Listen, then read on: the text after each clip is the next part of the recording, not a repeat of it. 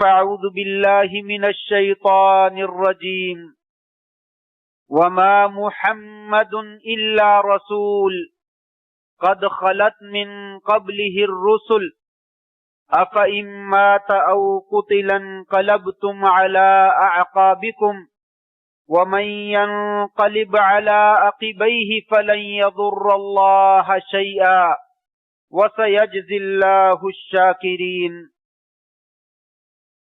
اور محمد صلی اللہ علیہ وآلہ وسلم اللہ کے رسول ہیں، آپ سے پہلے بھی بے شمار رسول آئے اور وہ چلے گئے۔ کیا اگر آپ فوت ہو جائیں یا آپ کو شہید کر دیا جائے، کیا تم اپنی ایڑیوں پر پھر جاؤ گے؟ یاد رکھو، جو انسان اپنی ایڑیوں پہ پھر جاتا ہے یعنی مرتد ہو جاتا ہے، وہ اللہ تبارک و تعالی کا کچھ بھی نقصان نہیں کر سکتا ہے، اور اللہ کریم ان قریب شکر کرنے والوں کو بہترین بدلہ عطا فرمائیں گے۔ حضرات گرامی قدر، سامعین محترم، بزرگوں، دوستوں، بھائیوں، معززات ماؤں اور بہنوں، پچھلے خطبہ جمعۃ المبارک میں نبی کریم صلی اللہ علیہ وآلہ وسلم کی ولادت کے بارے میں کچھ گزارشات آپ کے سامنے رکھی تھی۔ 12 ربیع الاول، جیسا کہ میں نے ذکر کیا تھا، مورخین کے ہاں شدید اختلاف ہے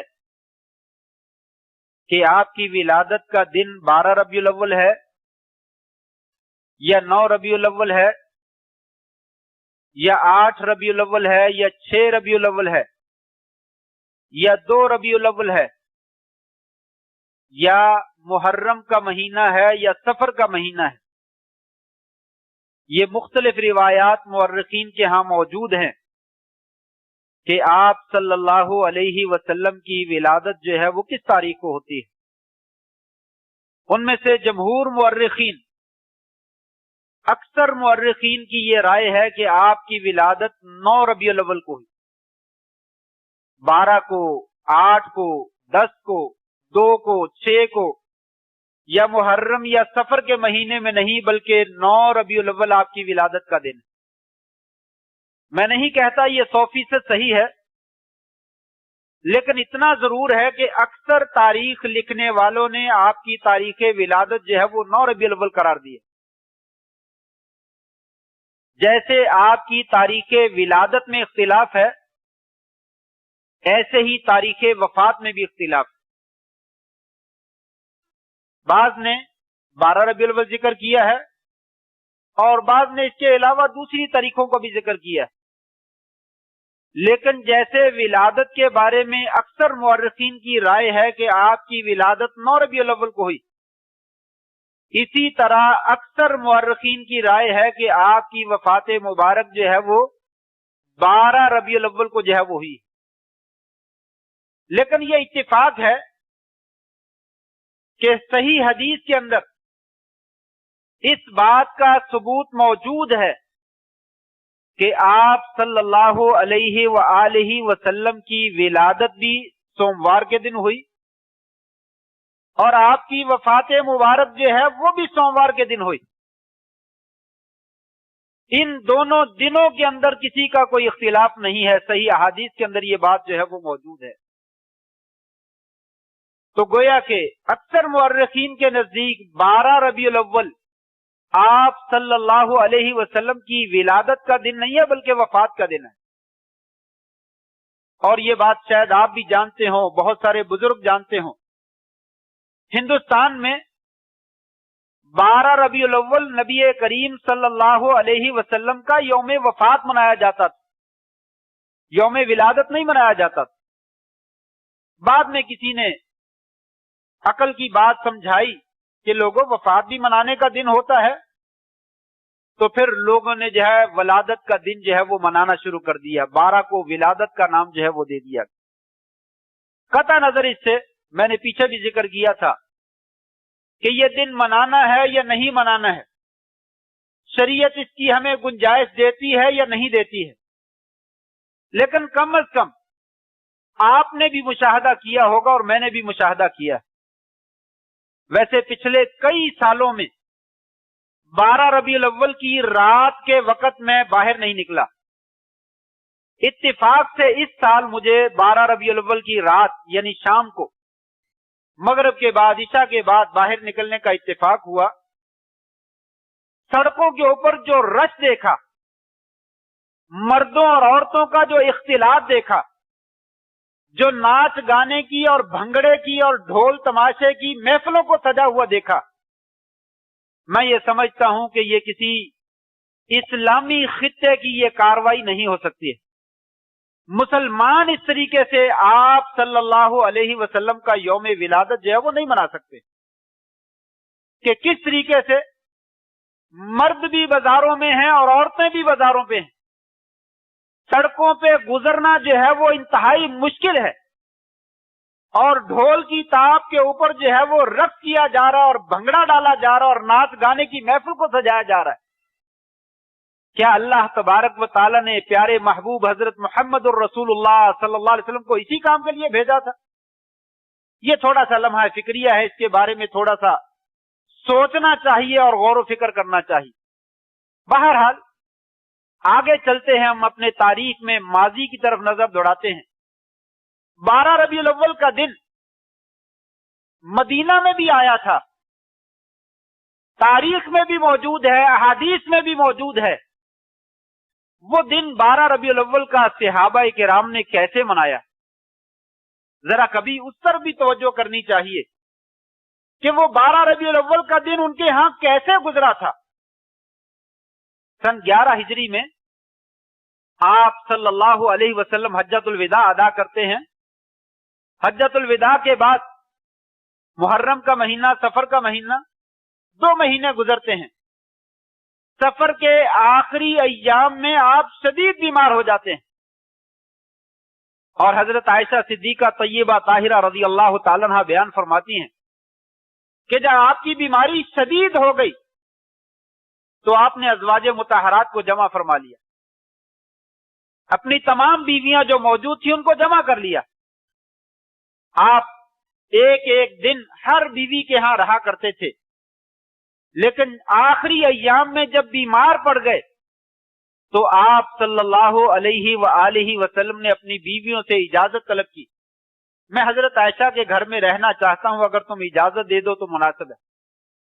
चुनाचे तमाम बीवियों ने इत्तेफाक किया और इजाजत दी कि आप वहां पे रह लें। आपने ये बीमारी के आखिरी अय्याम हजरत आयशा सिद्दीका तय्यबा ताहिरा रज़ी अल्लाह तआला अन्हा उनके घर में गुजारे। एक दिन शदीद बुखार था, आप सल्लल्लाहु अलैहि वसल्लम जिस्म तप रहा था।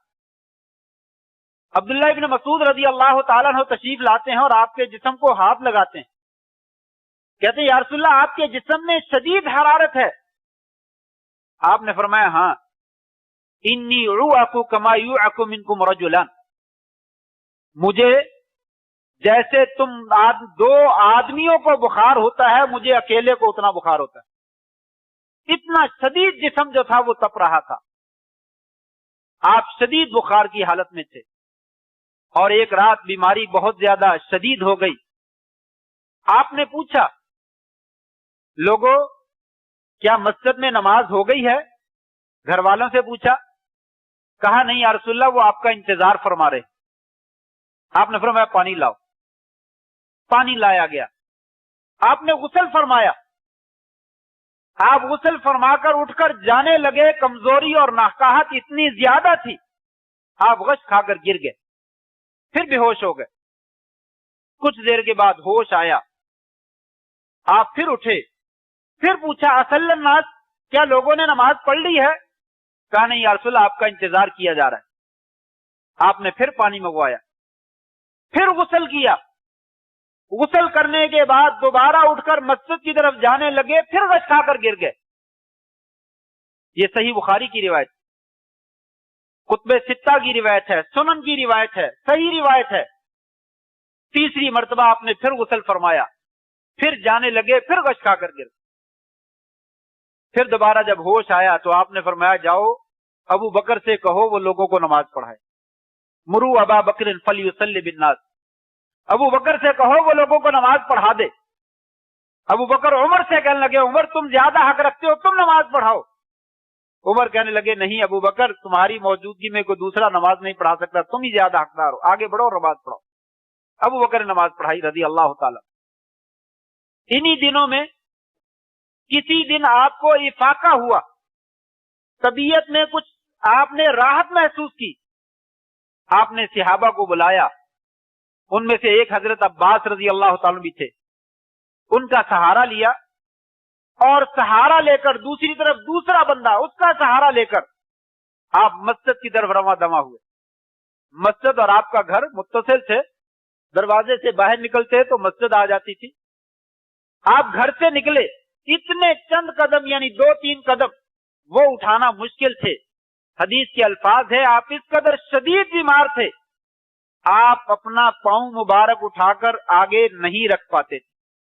وَرِجْلَاهُ تَخُطَّانِ عَلَى الْأَرْضِ، آپ کے دونوں پاؤں زمین پہ گھسٹتے ہوئے لکیریں لگا رہے تھے، نشان بن رہے تھے، آپ کے پاؤں گھسٹتے ہوئے جا رہے تھے، اور سہارا لیا ہوا تھا، اسی حالت میں مسجد میں آئے۔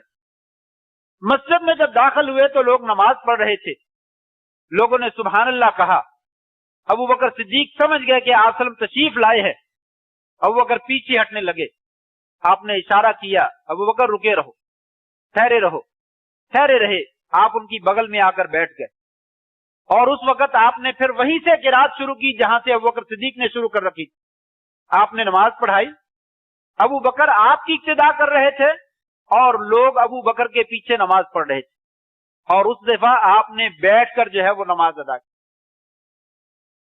یہ ایک واقعہ ہو گیا۔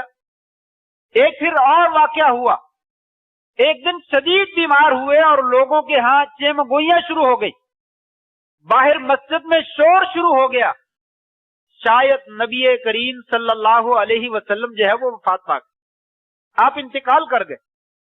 آپ نے جب شور سنا تو صحابیات سے، ازواج مطہرات سے پوچھا کیا ماجرا ہے؟ کہا یا رسول اللہ لوگ مسجد میں کوئی باتیں کر رہے ہیں۔ آپ نے پانی منگوایا، اور بعض روایات میں موجود ہے کہ 7 مشکوؤں کا پانی منگوایا یا 7 مشکیزیں بھروائے، اور ان کا پانی اپنے جسم پہ ڈالا تاکہ بخار جو ہے وہ کچھ ہلکا ہو جائے۔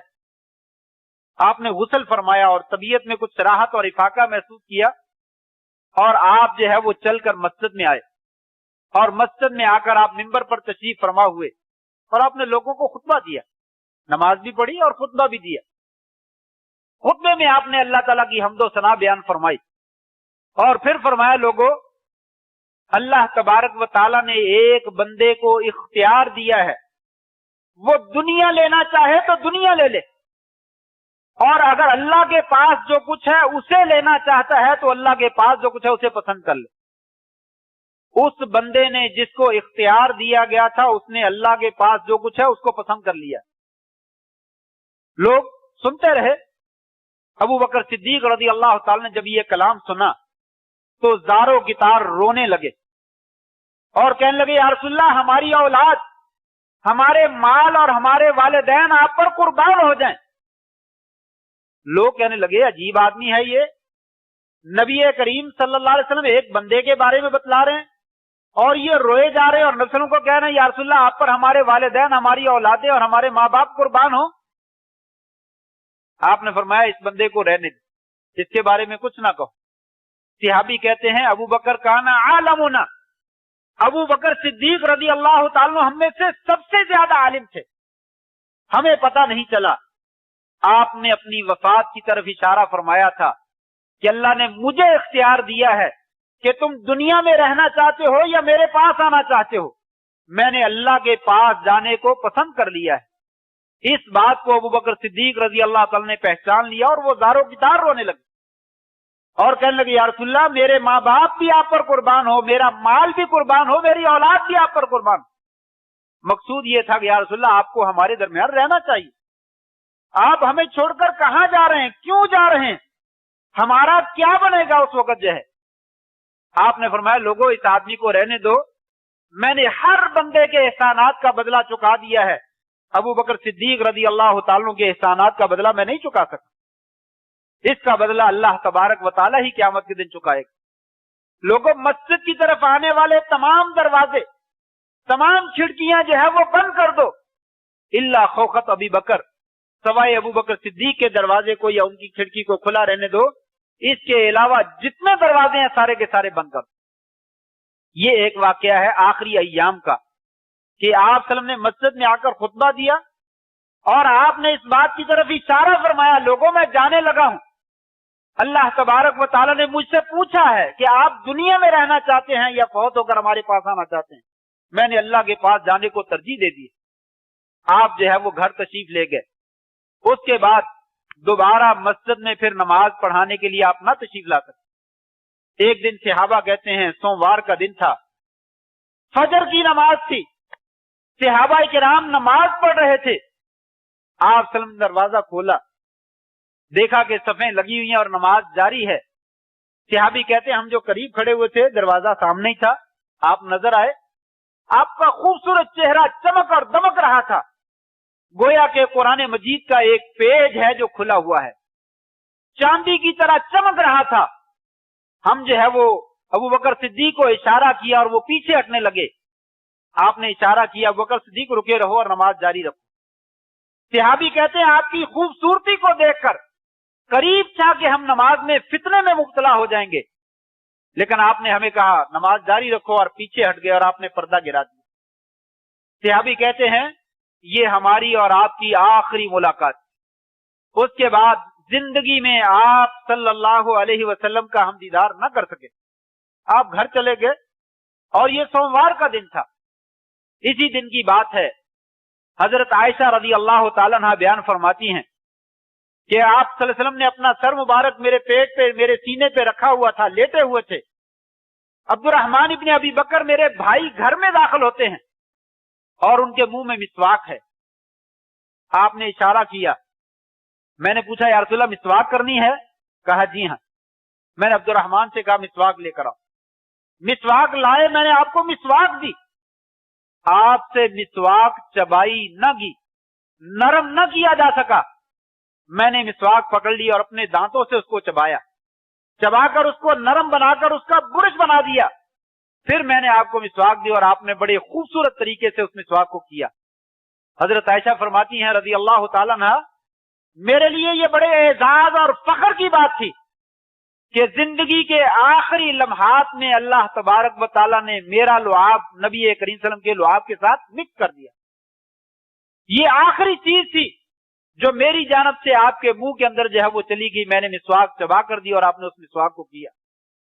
اور اسی اثنا میں ایک اور واقعہ پیش آتا ہے، آپ صلی گھر میں تشریف فرما ہیں، حضرت فاطمہ رضی اللہ تعالی عنہ وہ تشریف لاتی ہیں، نبی کریم صلی اللہ علیہ وسلم ہمیشہ ان کا اٹھ کر استقبال کیا کرتے تھے، ان کو پیشانی میں بوسہ دیا کرتے تھے، ان کا ہاتھ پکڑ کے لاتے اور اپنی بیٹھنے کی جگہ پہ ان کو بٹھایا کرتے تھے۔ لیکن آج قربان جائیے نبی کریم صلی اللہ علیہ وسلم اٹھ نہ سکے۔ فاطمہ وہ منظر دیکھتی ہی رہ گئی کہ آج نبی کریم صلی اللہ علیہ وسلم اٹھ نہیں رہے ہیں، جلدی سے قریب آ جاتی ہیں، آپ کے قریب بیٹھ جاتی ہیں، آپ صلی اللہ علیہ وسلم ان کو اشارہ کرتے ہیں قریب ہو جاؤ، فاطمہ قریب ہو جاتی ہیں رضی اللہ تعالیٰ عنہا، آپ ان کے کان میں کوئی بات کہتے ہیں، حضرت فاطمہ جو ہے وہ رونا شروع کر دیتی ہیں۔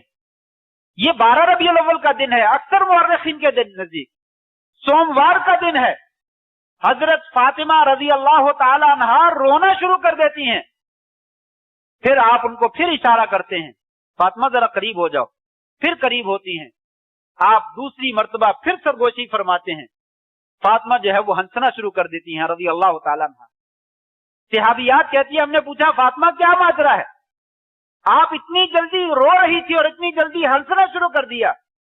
کہا یہ نبی کریم صلی اللہ علیہ وسلم کا ایک راز ہے جو میں تمہیں نہیں بتلا سکتا، کم از کم آپ کی زندگی میں یہ راز میں فاش نہیں کر سکتی۔ اور جب آپ فوت ہو گئے اس وقت دوبارہ پوچھا گیا تو اس وقت سیدہ فاطمہ رضی اللہ تعالیٰ عنہ نے بتلایا کہ نبی کریم صلی اللہ علیہ وسلم نے میرے کانوں میں سرگوشی کی تھی کہ فاطمہ میرا آخری وقت آ گیا ہے، میں دنیا سے رخصت ہو رہا ہوں، اب میری دنیا میں زندگی ختم ہو چکی ہے، میں جا رہا ہوں۔ یہ 12 ربیع الاول کا واقعہ ہے، سوموار کے دن کا واقعہ ہے، صحیح بخاری کی روایت ہے، اس میں 12 ربیع الاول کا ذکر نہیں، لیکن 12 ربیع الاول اکثر مورخین نے نقل کیا ہے۔ حضرت فاطمہ کو آپ نے کہا فاطمہ یہ میرے آخری لمحات ہیں، میری آخری ملاقات ہے، میں آپ سے جا رہا ہوں۔ حضرت فاطمہ کہتی ہیں میں برداشت نہ کر سکی، میں نے زاروں کی طرح رونا شروع کر دیا۔ کچھ دیر کے بعد آپ نے پھر سرگوشی فرمائی، فاطمہ گھبراؤ نہیں، دنیا میں سب سے پہلے میرے گھر والوں میں سے تم ہی فوت ہو کر میرے پاس آؤ گی اور سب سے پہلے تمہاری میرے ساتھ ملاقات۔ فاطمہ کہتی ہیں رضی اللہ تعالیٰ عنہ مجھے دل کو سکون ہوا تو اس وقت میں نے خوشی کا اظہار کیا اور میں نے ہنسنا شروع کر دیا۔ یہ وہ آخری ملاقات تھی جو سیدہ فاطمہ رضی اللہ تعالیٰ عنہ اور نبی کریم صلی اللہ علیہ وسلم کے درمیان ہوئی۔ صحیح بخاری ہی کے الفاظ ہیں، آپ صلی اللہ علیہ وسلم کے سامنے برتن پڑا ہوا تھا، طبیعت میں شدید گھٹن تھی، سانس میں دشواری تھی، بخار انتہائی شدید تیز تھا۔ آپ برتن میں ہاتھ ڈالتے ہیں اور اپنے چہرے پہ پھیر لیتے، اپنے آپ کو سکون اور راحت دینے کے لیے۔ اسی اثناء میں حضرت فاطمہ رضی اللہ تعالیٰ عنہ کہتی ہیں واہ کربا ابا، ابا جان اتنی تکلیف، ابا جان آپ کو بھی تکلیف، سید المرسلین خاتم النبیین سید کائنات حضرت محمد الرسول اللہ صلی اللہ علیہ وسلم آپ کو بھی اتنی شدت کا سامنا ہے؟ قربان جائیے، آپ صلی اللہ علیہ وسلم نے جو جواب دیا یہ بھی سوچنے والی بات ہے، یہ بھی نوٹ کرنے والی بات ہے۔ 12 ربیع الاول کو خوشیاں منانے والوں کو یہ جملہ بھی یاد رکھنا چاہیے، لیسا علی ابی کے بعد الیوم کربن، بیٹا گھبراؤ نہیں، آج کے بعد اللہ نے تیرے بابا کی ساری تکلیفیں ختم کر دی، آج یہ تکلیفوں کا میرا آخری دن ہے، دنیا میں جو تکلیفیں آنی تھی سو آ گئی۔ بچپن میں پیدا ہونے سے پہلے ہی اللہ نے میرے باپ کو فوت کر دیا تھا، 6 سال کی عمر میں ماں بھی فوت ہو گئی، 8 سال کی عمر میں دادا بھی داغ مفارقت دے گیا، اور نبوت کے ابتدائی سالوں میں خدیجۃ الکبریٰ اور چچا ابو طالب وہ بھی مجھے داغ مفارقت دے گئے، مجھے تکلیفیں برداشت کرنا پڑی۔ طائف میں گیا تو وہاں سے پتھروں کی بارش کا مجھے سامنا کرنا پڑا، اور پھر مجھے مکہ چھوڑ کر مدینہ کی طرف ہجرت کرنا پڑی، اور پھر احد کے میدان میں مجھے دندان مبارک شہید کروانا پڑے، سر مبارک میں چوٹیں لگی، میرے چچا امیر حمزہ کو شہید کر دیا گیا اور ان کی لاش کا مسئلہ کیا گیا۔ خندق کے میدان میں میں اور میرے صحابہ بھوک کی حالت میں پیٹ پہ پتھر باندھ کر خندق کو کھودتے رہے، اور صلح حدیبیہ کے موقع پر عمرہ کرنے گئے، ہمیں عمرہ بھی نہیں کرنے دیا گیا اور واپس کر دیا گیا۔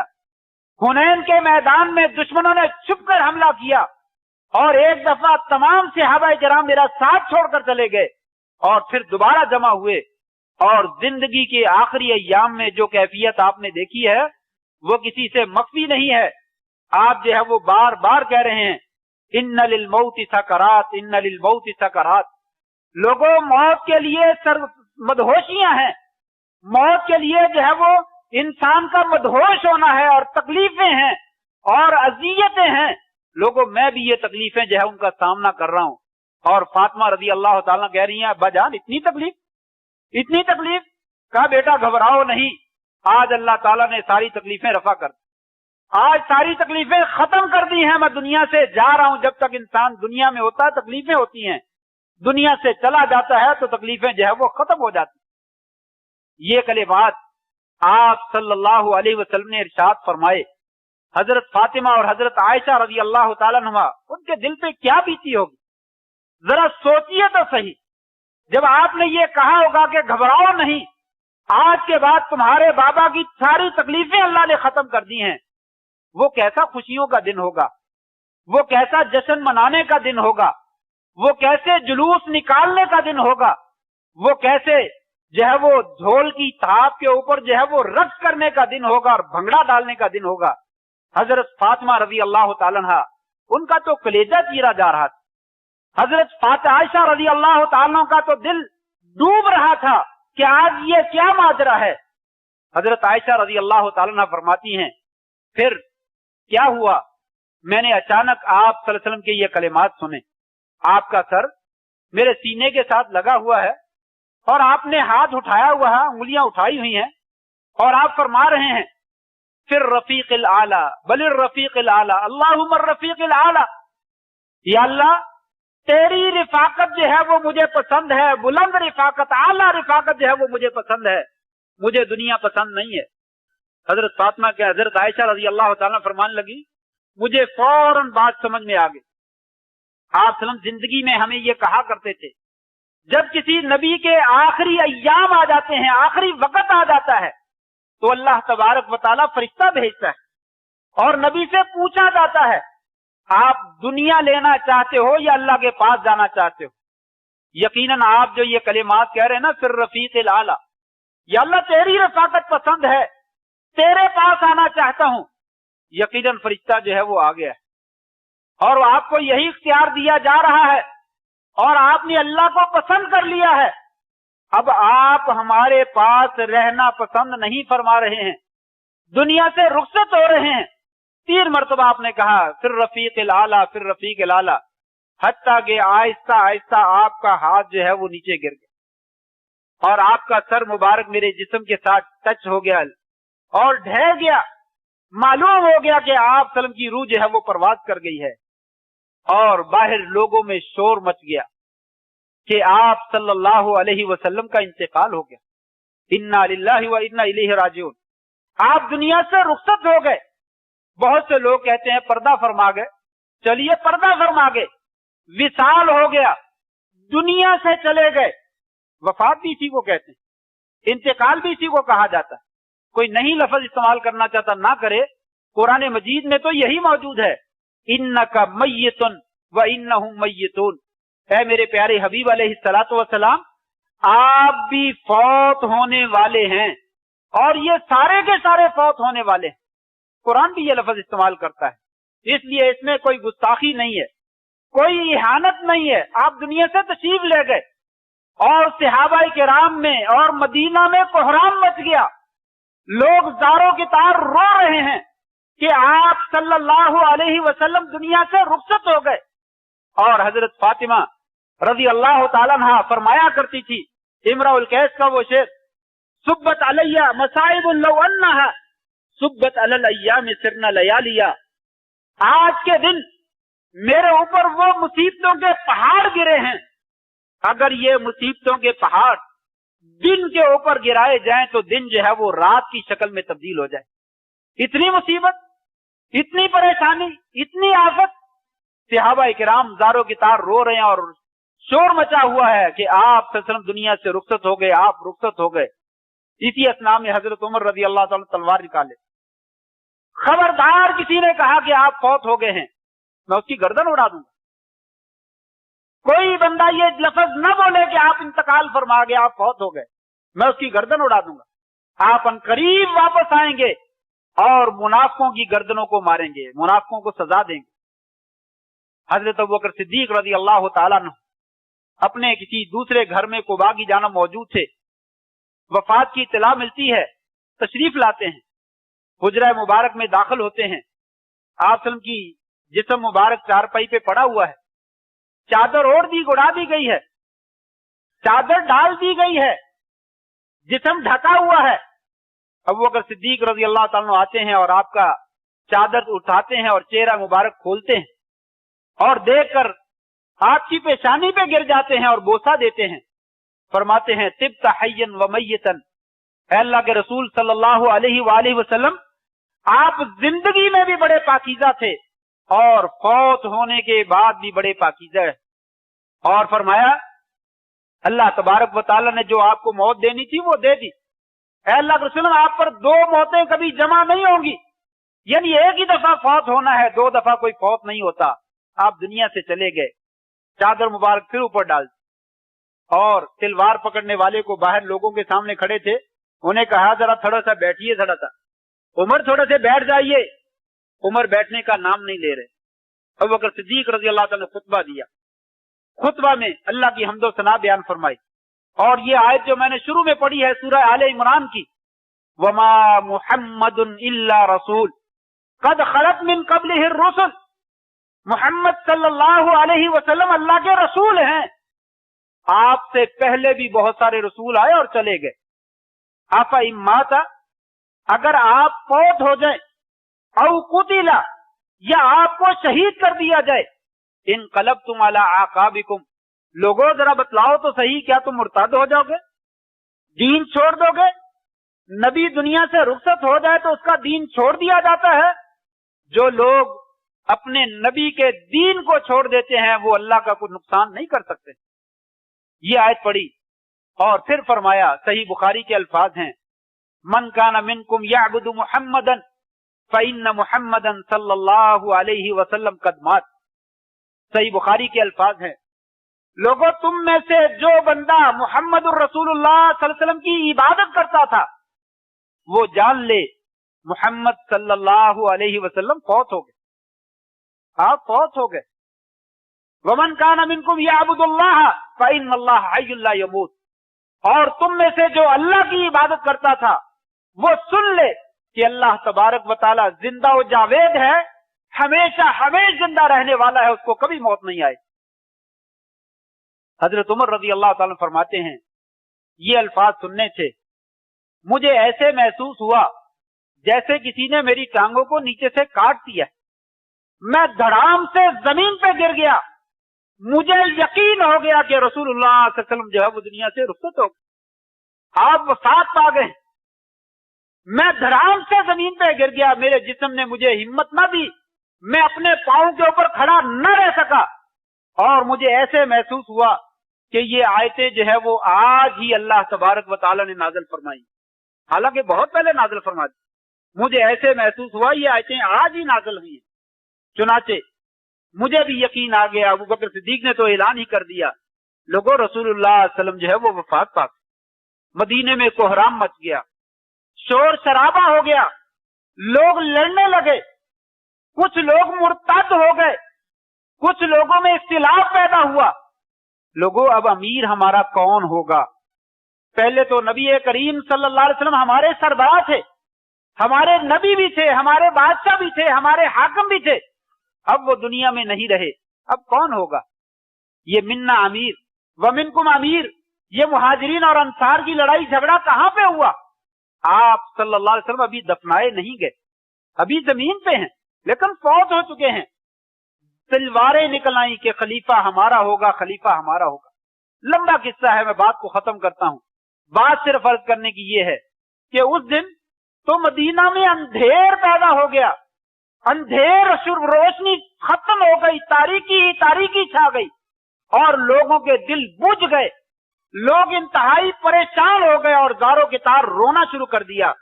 اور لوگوں کے ہاں تو یہ ماجرا تھا، جب دفن کر کے واپس آئے، حضرت فاطمہ سیدہ رضی اللہ تعالیٰ عنہ وہ حضرت انس سے کہتی ہیں، انس مجھے بتلاؤ تو صحیح، تمہارے ہاتھوں نے کیسے رسول اللہ صلی اللہ علیہ وسلم کے اوپر مٹی ڈالی ہے؟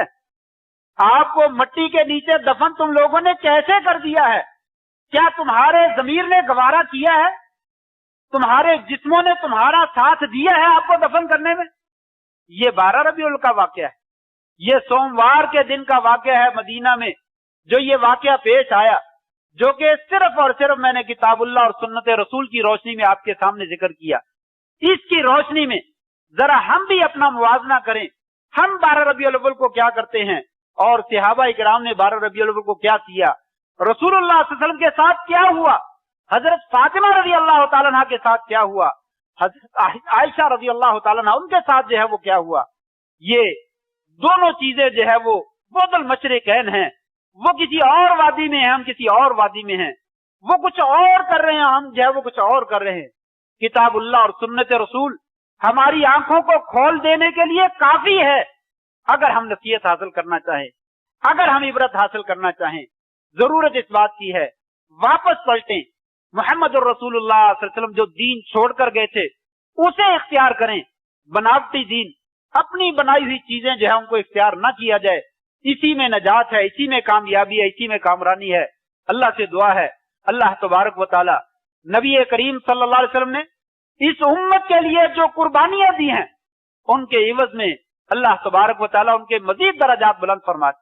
آپ کی قبر مبارک کے اوپر کروڑوں برکتیں اور رحمتیں نازل فرما دے، اور کل قیامت کے دن ہمیں بھی آپ کا ساتھ نصیب فرما دے، آپ کی شفاعت نصیب فرما دے، اور آپ کے ہاتھوں حوض کوثر کا پانی نصیب فرما دے. وآخر دعوانا ان الحمد للہ رب العالمین.